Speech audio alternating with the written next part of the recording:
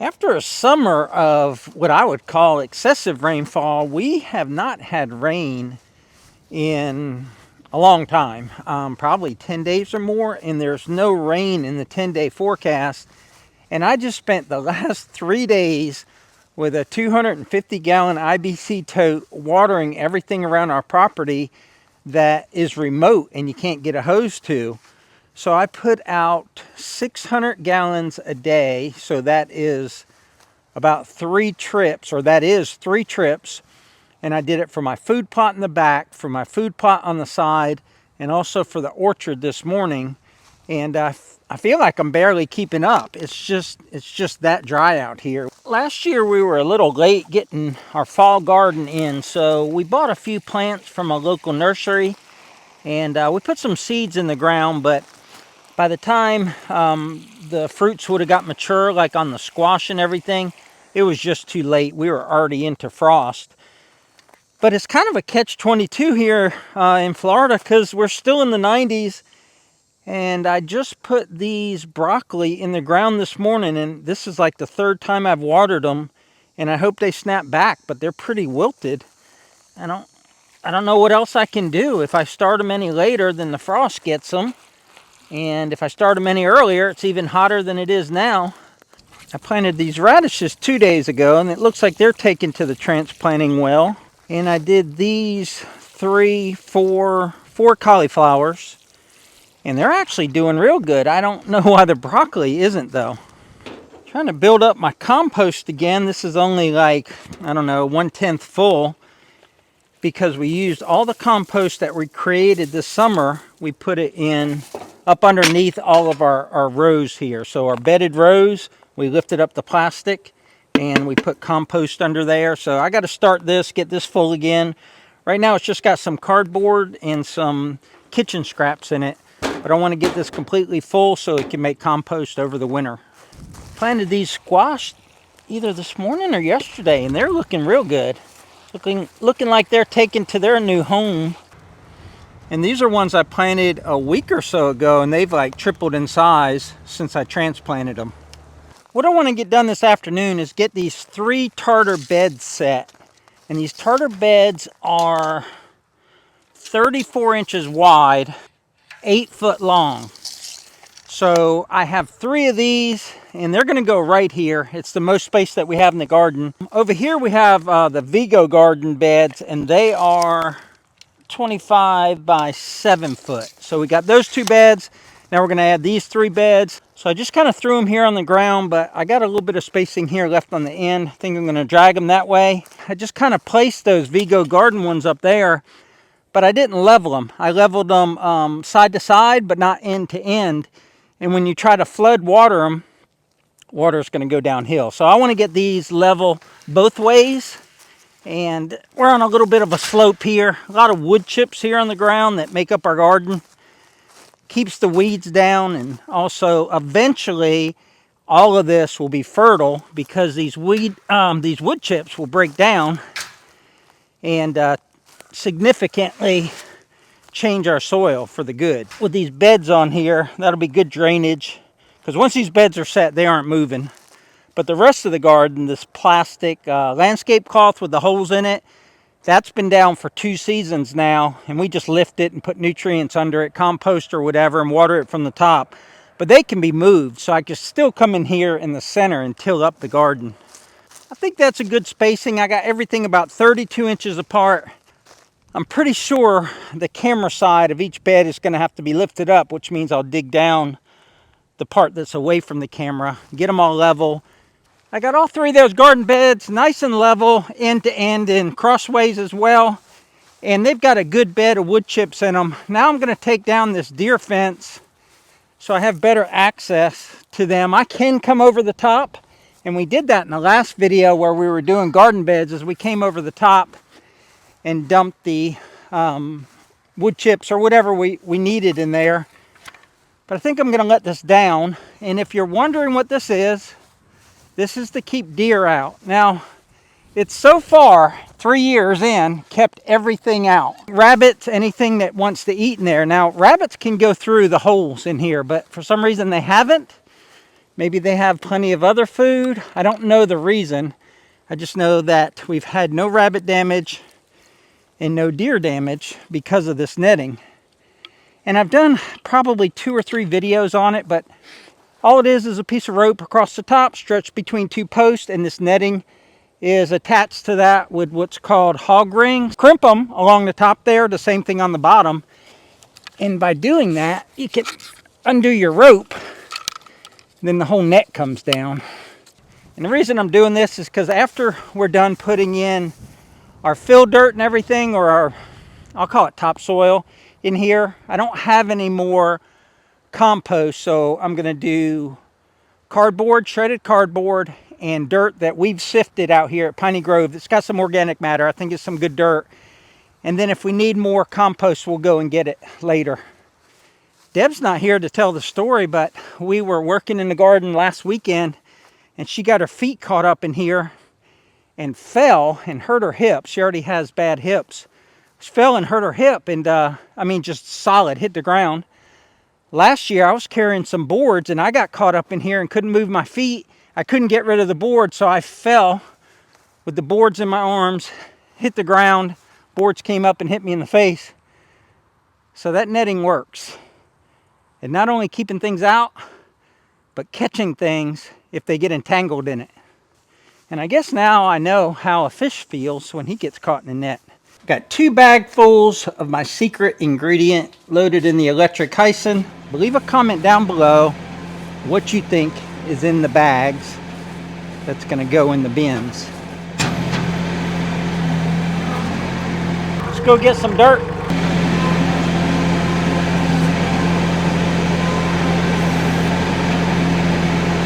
I did this the other day with wood chips by putting this bucket on. Wood chips are light. I've never done it with dirt. And the Summit doesn't lift as much as the Kubota. It's just not the way it's designed. It's a smaller tractor. But we're going to see how it does with a full bucket of dirt.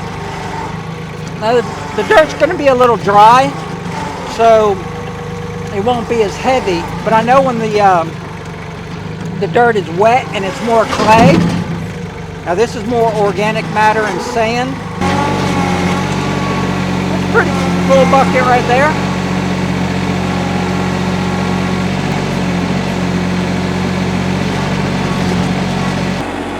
Yeah, it's a nice heaping bucket full. It's real good dirt too. I mean, it's kind of sandy, doesn't hold together, doesn't have as much clay content, but it has lots of organic matter. We'll use this end bed as a test bed because I don't know how much dirt it's going to take to put in there, and I want to take the dirt, put a layer of the dirt in there, then put my secret ingredient in there, and then more dirt, and then mix them.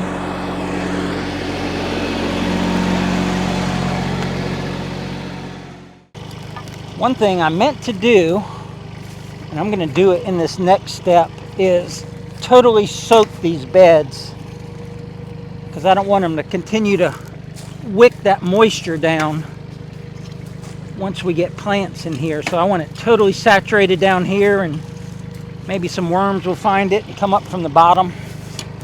Got the hose running in that first bed. Now I'm glad I didn't dump this whole thing in here because it would have been way too much at first. Because these beds aren't especially deep, these tartar beds, so that gives me a nice couple of inches of this good old Piney Grove dirt. So I say we got 2 to 3 inches of dirt there. Now we're going to put in some shredded cardboard. And these are Amazon boxes that we removed all the tape from, all the labels from, and put them through a paper shredder that we bought off Amazon that can handle like 18 pages of paper. But we read on Reddit that people were using it for cardboard to make compost. Because a lot of people don't have access to sticks and wood chips and stuff, and you need a brown component for your compost. So we needed a paper shredder anyway. So we bought this one in hopes that it would shred cardboard, and man, does it shred cardboard. And these break down so quickly, but what I like about them is even though this soil is kind of loose because it's got some a big sand component to it, is that this will take like a clay-based soil and really loosen it up once they start to decompose. And also it attracts worms. There's a few chunks of cardboard that just wouldn't fit through the shredder, so they'll break down. And this will all become one with the soil. And if the soil gets too compacted, I'll actually come in here with a shovel and bring up some of these wood chips into the, or I'm sorry, some of these cardboard, shredded cardboard up into the profile of the soil, and it'll mix and just make it really, really easy to work with. So I know we get a lot of tractor people on the channel, so this question's not for you, you veteran tractor people. But those of you who don't know that much about tractors, were you surprised that this big bucket fit on this small tractor? You never know what's going to happen out here at Piney Grove. There's a Goodyear blimp. I don't know where it's headed. Maybe it's headed to Tallahassee to the Florida State football game maybe this weekend. I don't know. I don't keep up with football. That's pretty cool, huh? I heard it, and then I looked up and I was like, that's bigger than a turkey buzzard. The camera overheated, so I've got it in the shade of the okra. So if you see something go by the lens, it might be, oops, I just moved it with the hose. But it might be an okra leaf. But I've been wetting down the wood chips in the bottom of this barrel, or bottom of this bed, and that one's pretty well saturated. And this over here, I wet the top of what we just filled in, and I didn't have any water running left or right or downhill. So I got it pretty level, and the water stayed on top longer than I thought it would because the soil's so sandy. So that tells you that that organic matter is helping clog the pores of the sand, I guess, so that you have better water retention. And it actually doesn't flow through like normal sandy Florida soil. So that's real good. I'm real happy with that. And that has been a 7-year endeavor making that soil down there in that pile of just tree trunks and leaves and debris and things we've been piling up for 7 years there and mixing the soil. And it's not really a compost pile in the true sense where it had organic matter like grass clippings or food or table scraps or anything, but it still broke down. The termites got in there and worked on all the wood that was in there, and some of it rotted just through moisture, and gave us mixed with the soil and gave us great soil for that bed. I'm back with the second bucket, and I'm just really surprised that one bucket is what's needed here. I thought I would need more than one bucket per bed. And if you're wondering how the small Summit 25 horsepower tractor is handling it, it's not about horsepower, it's about frame size and balance and center of gravity. But that's a very heavy tractor, so it's handling it fine. I don't feel light in the rear end. It's got filled tires that are filled with rim guards, so no issues there at all. Same process, put down a couple inches of this fine Piney Grove soil. No worms in it yet, but gosh, it looks good. Like I'm getting deeper into that pile where it's really held its moisture, and the rain hasn't kind of washed off the, you know, the edge of a pile always gets wash-offs and the heavy matter, and this is starting to be just more soil-like, I guess. Just awesome. I get excited about, you know, growing my own food and all that stuff, but, you know, being able to take resources from our own property, the dirt from our own property, the wood chips from our own property, the cardboard from our own Amazon purchases, and turn it into these great looking garden beds. It's just a lot of satisfaction there.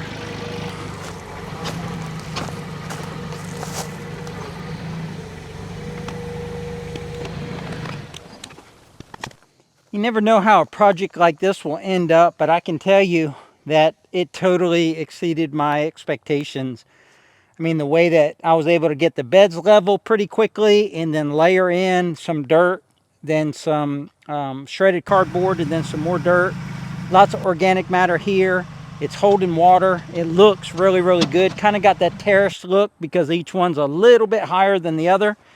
And now for the finishing touch, I'm going to go get a bucket, probably 2 buckets of wood chips to put along the outside edge here to keep the weeds down. And also I'm going to fill in behind the Vigo garden beds because we didn't take down the fence when we put up those beds. And all of that is just bare dirt and needs to have something to cover it and keep the weeds suppressed. I don't know how many people out there use wood chips in their garden, but since we've been using them, we swear by them. And not just because it eventually will break down and give us lots of organic matter in our garden, which it needs, but also because of the weed suppressant. I mean, we just don't have that many weeds in our garden because of these wood chips. And every year we just refresh. So what I did was we put more dirt under the garden beds and we put up the garden boxes, and then I just refreshed on top of the chips that were here. And I just don't see that often out there on YouTube with all the gardening channels. I think these big tartar garden beds are going to be great for sweet corn. I learned last year they got to be closer together for proper pollination. So I think if you do like maybe three plants like 12 inches apart, you could get quite a crop of sweet corn, say one variety here and one variety there, and then a later variety down there. So these tartar beds just might be dedicated to sweet corn. You're going to have to just check us out next spring and see what we plant. But I'm going to leave you guys right there. We'll throw up some time-lapse footage of this getting done and the final product. But until next time, y'all take care out there. And remember, life's short, tractor hard, and check out these two videos right here. They're totally awesome. Take care, guys. Catch you on the next one.